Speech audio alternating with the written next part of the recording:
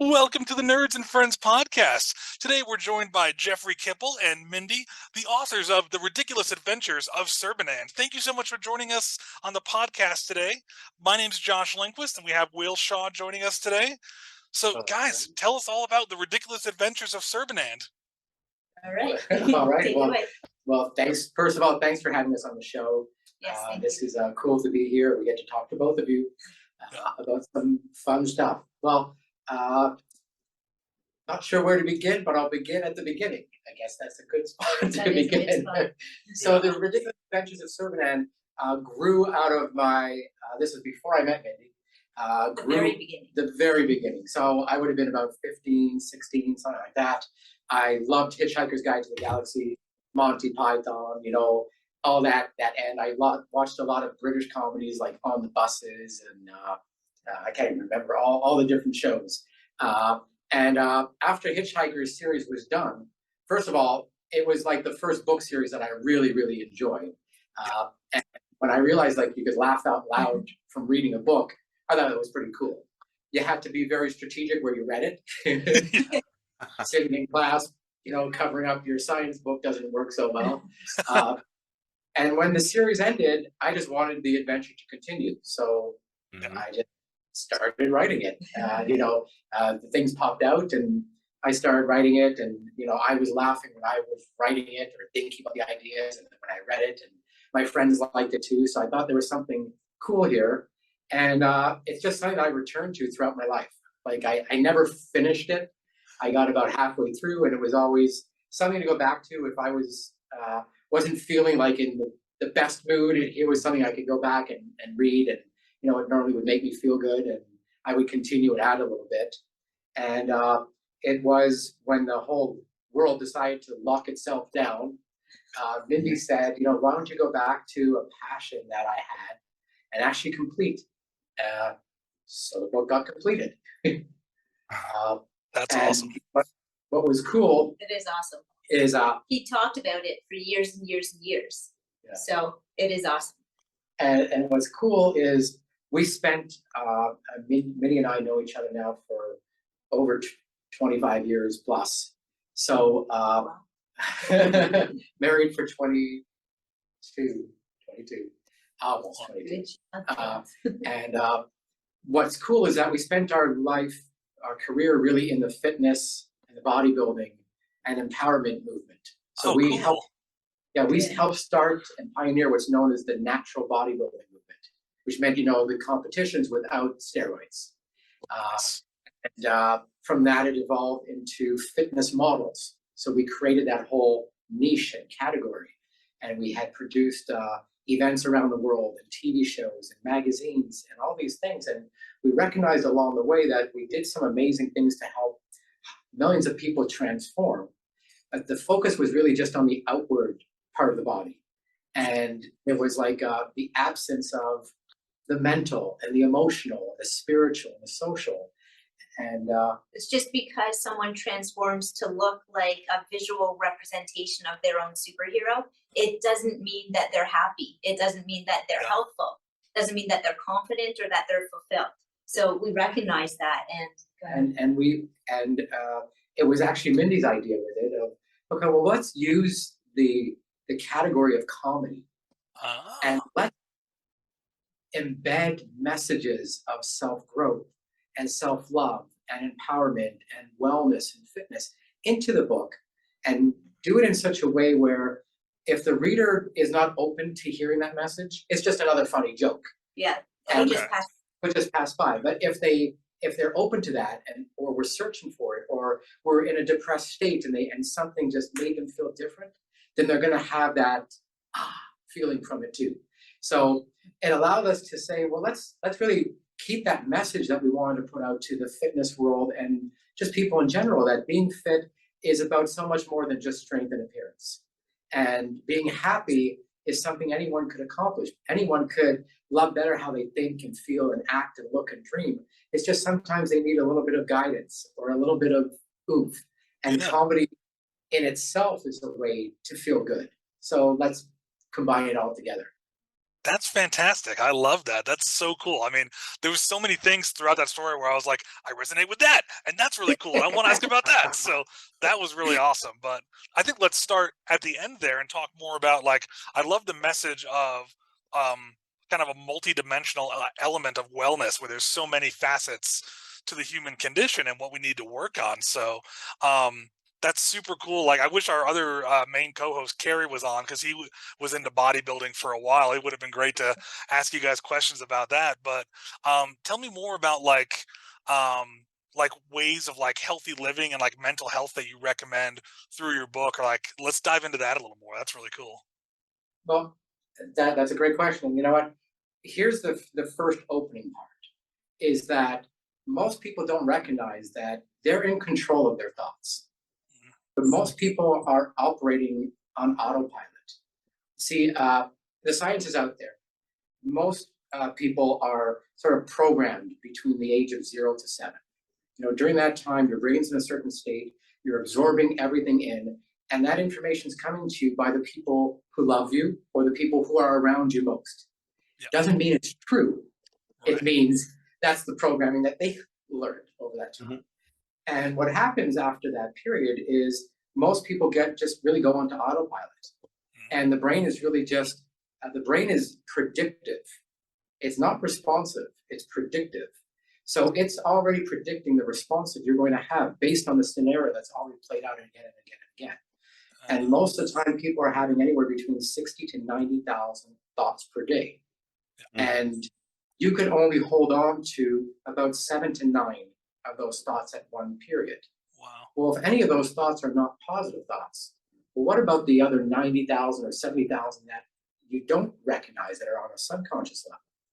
And those same thoughts are happening throughout the day and probably happened yesterday, the day before, the week before, the month before, and the decade before. Mm-hmm. So being able to recognize that, wait a minute, I can either be on this autopilot or I can just pause, learn some techniques that are going to help me pause, breathing, or just, that's a great place to start. Yeah. And then be able to control and change the way that I'm responding to those different thoughts. And once you start to do that, you start to create new habits. So in the book, we would just share different things on a very light level, just getting the conversation started on it. So for example, the only thing I can think of is dancing. So main character Serbinand is at the beginning, he's in some bar, Joe's Galactic Bar. And in fact, and the people are on the floor dancing and he's talking about, it's just so weird. And him and his friends never did that. It's just so awkward. What do you do with your hands? What do you, all these funny things about it. But then later on in the book, he's in a situation where he does dance and just kind of let go and realizes, oh my God, this is a lot of fun and it's so freeing and I feel good about it. It's just giving people that idea of, well, next time when dancing comes up, well, maybe they'll think for a moment and then maybe choose a different decision. Yeah. I remember when I was in high school, when the dances would come on, most of the guys were at the back of the wall, and yeah. But there were some who were on the dance floor having a lot of fun. Well, what if you changed that? What if you did have fun? What if it actually was fun? So it's just trying to get people to shift up, because when you start to shift up one way of things and you feel good about it, then you may be open to shifting up something else. Yeah. And the collection of those things start to create a potential new personality. That's really cool. Yeah, it kind of follows the model that I've heard where like if you change your thoughts and are intentional with what you want to feel, and then you do behaviors that align with that, your thoughts kind of impact your behaviors and then your behaviors will impact your feelings. And it's kind of a big cycle from what I've heard, Yeah, absolutely. And it also helps you attract what you want into your life, because now your thoughts are aligned to a different pathway. So you actually get more of what you want. And if you choose your thoughts to be in line with what's in your heart, what makes you feel good, and your heart to your dreams, what you actually want in your life, well, now you're even more open and receptive to see how you can get there and achieve that. So that's awesome. Yeah, so we embed like that whole kind of theory as a theme throughout the books. And then we give those different examples, like Jeff was saying, like the dance example, which actually can help someone change their way of thinking on the spot and look at it differently and decide like, hey, I'll give this a try. It's worth it to have fun. There's a famous author and philosopher and psychologist named Viktor Frankl. And he wrote a book called A Man's Search for Meaning. I've read it. It's fantastic. Fantastic. So the takeaway from that book that gravitated to me was he says that in this space between the thought and the response is where your freedom lies. When you start to think of that, it makes sense. The way that you are going to perceive everything around you is going to be based on the way that you respond to it. And the way that you respond to it, in most cases, is just autopilot. But if you stop and you look at it in the moment as a fresh, new experience, maybe you'll have a different response. Yeah. I'm just sitting and like thinking on that. That's beautiful, So we try to do that.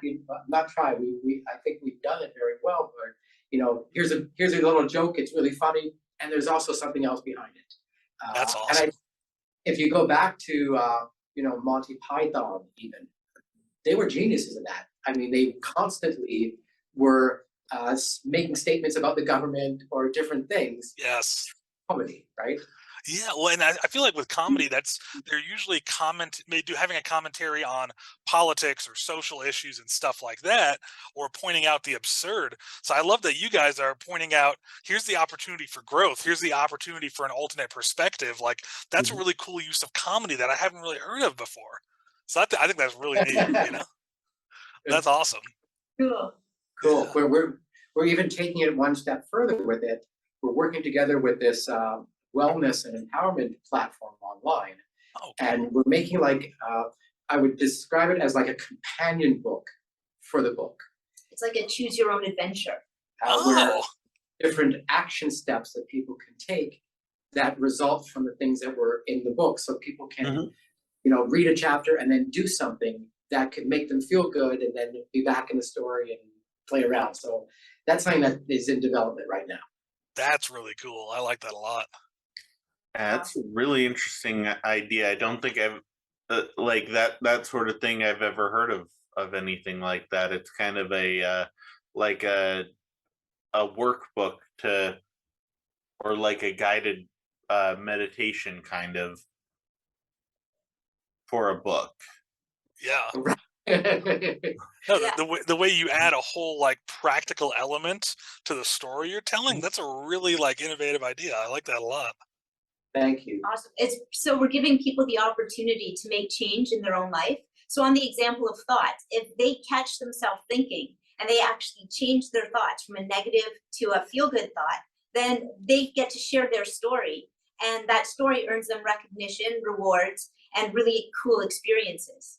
So we're really encouraging people to have these transformations that go beyond just how you look. It's about how you think, how you feel, what you attract, how you dream, and what you manifest.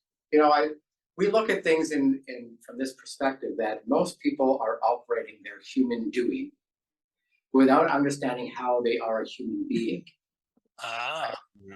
And it's as if there's like this guidebook that most people forget to open, or those who've studied it, some have studied it and maybe got 40% of the information or 50%.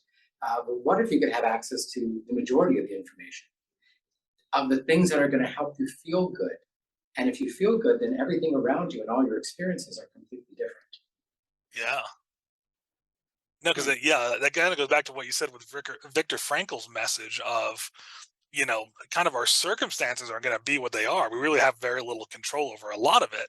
And it's good to focus on the parts we do have control of. Like, I'm sure that comes in with fitness, it's like what you eat, what activities you do and stuff like that. But really, when life happens, like you're going to have automatic thoughts. And so then it's like you said, the response, and then that response is going to fuel the follow-on thoughts, which will fuel the follow-on emotions. And that's where you have control. So that's fascinating, We could go one layer deeper. Ooh, let's do it. So let's do it. We're all vibrational beings. We really are. We're vibration, we're energy. So that also means that everything that we put in, everything that we eat, everything that we drink, everything that we think is a vibration. When that food or drink leaves the body, all that's left is the vibration. So when you're looking at different foods, are you looking at foods that you're just going to go eat, or foods that are going to nourish? Foods that have a high vibration, or foods that have very little vibration? And then you take that one step further and you say, well, it's the same thing with my thoughts, except different than food. The thoughts, they're going to stay. Those are the vibrations that are staying in. So can you change them? Can you not allow certain vibrations in? Can you protect your vibration by choosing the people that you're associating with, choosing the things that you decide to read, to listen to watch? Then you have a very different experience on what the world is around you. That's an interesting layer deeper. I like that. That's something I got to think about and be like, wow, like next time I'm choosing what to eat, like I got to think about, is it there to nourish? That's a good question, you know? Yeah. It That's changes. One of my favorite quotes is, when you change the way you look at things, the things you look at change. So if you look at it that way and you switch food to nourish, it's a completely different way of looking at what you're going to do next. Yeah. When you're going to feel. Then it dictates your choices, which dictates how you feel, which dictates how you think, which dictates your personality and your confidence and everything. So it's a really cool concept to nourish yourself instead of just feed yourself because you're hungry. It's, what do your cells actually need? What's actually good for you? Yeah. Your mind. That's really cool. Well, I wanted to kind of pivot one thing. I'm going to make sure in the link to this podcast that our viewers can find all your social media and links to the book, The Ridiculous Adventures of Serbinand. I love that trailer you sent me in the email. That was fun. That referenced just a lot of things I love. So I was like, I like this. That's great. And Awesome. we'll put a link to that in the podcast as well. But I wanted to ask you guys a little bit about the publishing process, because I really loved in your story when you talked about how you'd been thinking of this for so long, and then when the pandemic happened, oh, sorry, cat alert. Move your tail, Russ. Sorry. That you actually sat down and were like, I'm going to finish this, and you did. Because that's what I did with my first book too. When the pandemic started, I was like, I've wanted to write for so long, and I've started stuff but never finished. So I sat down and finished it. So once you did that, like, what was the next step? Like, how was the publishing process for you? I know a lot of our listeners are aspiring authors, so if you guys could just talk about the process of getting it out there once you had it written, I'd love to hear more about that. Yeah, for sure. Well, number one, completing the job is amazing. Yeah. Right. And kudos to everybody who does that, who fulfills and finishes it. And that's just where the journey starts. Right. You finish the book and it's like, but in most cases, there's not like a publisher lined up, Right. give me the book and we're ready to go and everything. Yeah. It was from there where there was a big part of me that had to let go. And what I mean let go was, the first cover of the book, like this is the cover that we currently have now, but the first cover of the book was a picture that I took. I thought it was really cool. It was really cool. It was really cool. It was of this native sculpture called an Inukshuk. And an Inukshuk represents like peace to all travelers and all this kind of stuff. And it was really a great picture. Great picture for like a travel book or something. Not so I did that. And then I also wanted to do it as an audiobook. And at the beginning it was, well, I'm going to learn how to do all that and going to put it all together. And who needs a formatter to get it up on Amazon? I'm going to learn all the formats. And it was when I let go. And I let go, and the book cover design came out kind of what I envisioned in my head when I was 15, 16. Oh, that's awesome. And the narrator, fantastic guy. We had about 100 people audition. I mean, we put out an audition call and said, we're looking for a male British voice that's going to be fun. That's a combination of Hitchhiker's Guide to the Galaxy, Monty Python, Faulty Towers, with a little bit of Family Guy thrown in. Nice. So we got the auditions were awesome to listen to. But the person who got it was the voice I had in my head when I wrote it. So one of the biggest tips I would say to aspiring authors or in any type of creative endeavor is to do the things that you're really good at and know when to let go and find the other people. It's the same in business. I remember reading a book where there was advices, from billionaires who succeeded very well in business. And the biggest advice was, if you could hire someone to do the thing that's not your strength, then hire them, because the return will be so much greater, right? And sometimes people think, well, that's going to cost way too much money. Well, not if you look around, not if you find the right things, you attract the right things to you, but it will come back, because if the book cover is something that's going to appeal, if the narration is good, if the formatting is good, you're going to attract more people in. So that first part of letting go, and then just realizing that it is a business like any other business. If you're going to put it, someone is just a hobby, and it's just something to do for your friends and family, who in most cases aren't the ones who are going to read your book anyway. It's going to be all the people that you don't know. But it's being able to treat it that way and say, okay, well, I'm going to do this as a professional. So as a professional, I need to have someone design the cover. I need to be able to get it up onto Amazon in the right way. I need to do X, Y, Z, and then turn this into a campaign or whatever you're going to do with it, with just a professional approach to it. Then you could feel like you've done the right thing, and you've recruited the people who can help you on that journey. Yeah, that's really good advice. That's solid. Awesome. Thank you. Well, one question that we always ask on the podcast, Will, do you want to do the honors with it?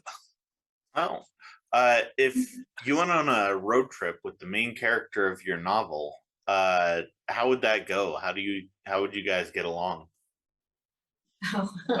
Well, that's interesting. Because all the characters are a bit of me in some other weird way. And one of the characters is Mindy. In fact, cool. the name in the book is Free. And I wrote her into the book before we had met, and described her before we had met. And that was the scene. Then she turned into a reality.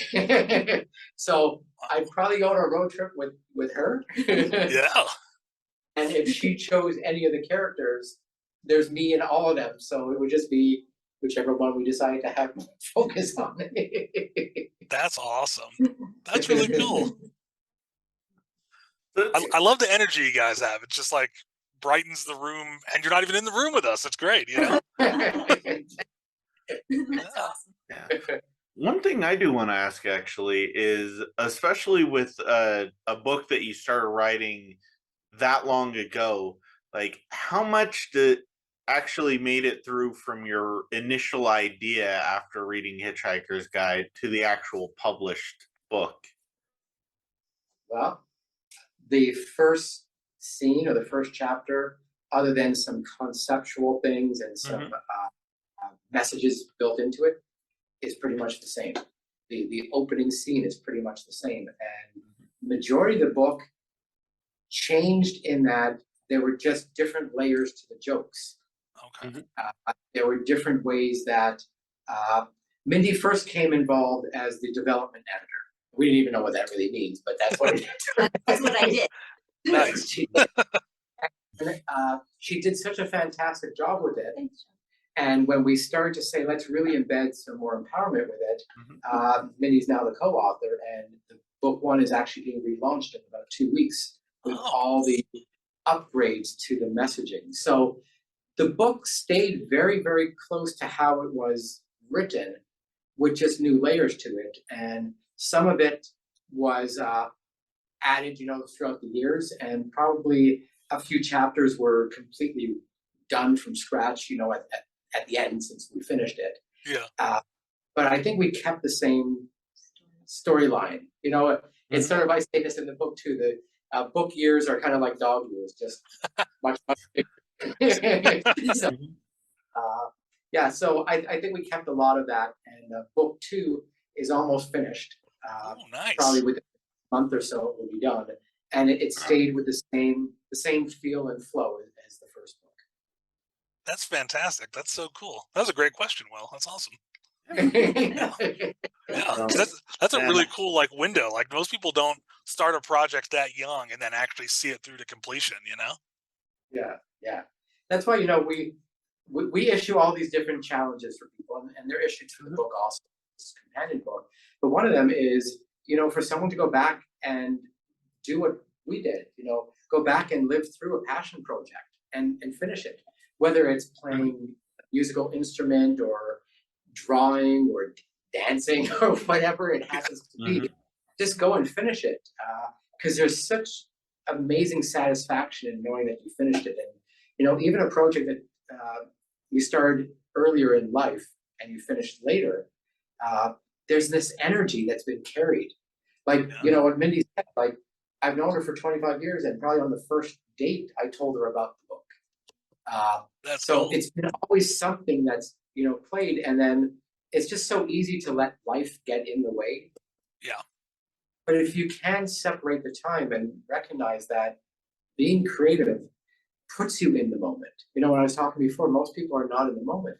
When you're in that creative flow process, you're in the moment. You're just, you can't be in the analytical brain and the creative brain at the same time of doing that. And when you're in that creative brain, you're in the moment there. And you could let those things come through. And even if it's just for you, even if you complete the project and it's not something that you put out to the world, it's just for you, that's still cool. Like, you've completed. That energy cycle is finished, right? That's fantastic. Mindy's mom wrote her first book when she was 69. I mean, so you could start these things at any point. It's about wanting to let that passion and that energy out. Yeah. That's kind of the difference with being any type of artist, is that you never really get to that peak of artistry. Like, you're always learning, you're always growing, and so there's always something more and better that you can do. And like, I think that's awesome that you were able to just kind of give it that type of time to just percolate in your brain and have a project then come to fruition this much later. And now book 1, and you said book 2 is about to come out. Like, how far do you see this series going? Are you going to try to keep it concise here and just have a couple volumes, or are you just planning on going as long as it'll take you? I initially start writing it, then Mindy comes in after me and does her thing. And I rarely plan. Like, so when I'm writing it, it's like, it's fun for me because I'm laughing at the jokes as they're coming in and going, and I don't plan. And we also looked at what the series represents and the different messages. And we've decided right now there's going to be 9 books in the series. And we have the key components of what those books are. Okay. How it's going to work, how the characters are going to interplay with it. So that's our plan. And to me, it feels like it's an ongoing thing, because growing is an ongoing thing, and transforming it. And I think that there's opportunity to help a lot of people. And there's a lot of people, today that are not happy most of their day, and they're not in that state. Anywhere from kids to adults to grandparents. And if this can provide an opportunity for people to laugh, laughing itself is such an amazing tool to feel better, right? And even in the fitness end, I didn't know this until we looked into it deeper, but there are exercise routines just for laughing. Really? Because when you're laughing, you're actually exercising all your internal organs, you're letting go, and there are exercise classes just for laughing. Well, even smiling, you use less muscles to smile than you do to frown. So if there's little ways that people could just start to feel better, and maybe walk around the majority of the day with a slight smile on their face, and just not take everything seriously, and try to look at a different angle with it. So when we wrote the book, and it wasn't intentional, but I guess it was unconsciously, you have an alien named Serbinand from this planet called Placelner, he's the adventure guy. And he got this crazy computer. And you've got a teenager on Earth who his name is Jim, and he just is not happy here, and he just wants to explore and get somewhere else. And they switch bodies. And I get into a whole thing of how that happens, and the author has to get involved, and that kind of stuff. But the interesting thing is, now you have an alien seeing Earth and things that are happening here with fresh eyes. And you have the Earth person seeing the stuff on the alien world with fresh eyes. So everything's brand new. Everything's a new experience, from the grass you're walking on to the trees around you. So it gives people that opportunity to maybe experience things differently, to look at it with those childlike wonder in a different way. So there's lots of experiences that we want to be able to share that we've picked up through our 20 plus years, of doing, fitness and wellness. And we're using the book as the way to get that out. That's so cool. I love that. I can't wait to read it. It sounds fantastic. And so for those listening, where can they find book one of The Ridiculous Adventures of Serbinand? So one, going to our website is great, Okay. which is serbinand.com, Okay. SERBAND.com. You can join the email newsletter and you can stay updated. Right now, the books are on Amazon and on Kindle Unlimited. Nice. And the audiobook is just phenomenal. That's on Audible. And we're actually looking at redoing the audiobook with the new version that just came out of the book, and adding much more music and sound effects and making it into more of a production. Oh, that's cool. Everything you can find on Amazon.